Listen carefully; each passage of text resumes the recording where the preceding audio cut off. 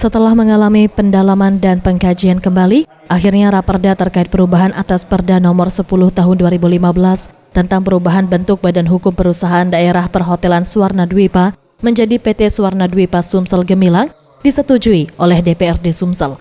Setelah melaksanakan rapat paripurna dengan agenda penyampaian hasil pembahasan dan penelitian Pansus 2 DPRD Sumsel terhadap Raperda DPRD Sumsel.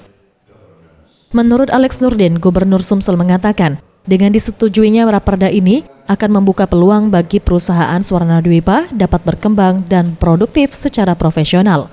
Hal ini dilakukan guna mendukung pertumbuhan ekonomi dan peluang investasi di Sumsel. Mana bisa dong. Tapi dengan menjadi PT perseroan terbatas ini gerak langkahnya itu bisa lebih cepat, lebih efisien, dan peluang ke depannya itu luar biasa. Jadi kalau kita berubah dengan PT, dia susah bersaing dengan BUMD lain. Bahkan dari luar provinsi lain kan masuk ke sini. Sementara itu, Holda, juru bicara Pansus 2 mengungkapkan, proses persetujuan ini telah dilakukan pembahasan bersama Sekda Sumsel, Biro Hukum dan HAM BPKAD dengan mengajak manajemen PT Suwarna Dwipa serta aspirasi dari anggota Pansus. Akhirnya Pansus 2 dapat menyetujui dan menerima Raperda tersebut.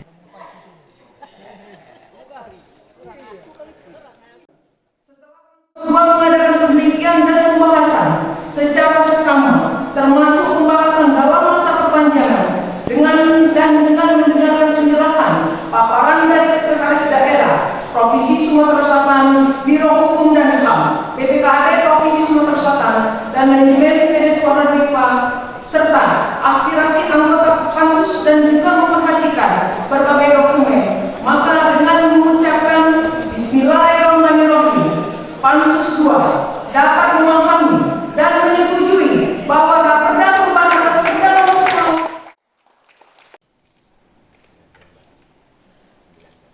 Tim Liputan Sriwijaya TV.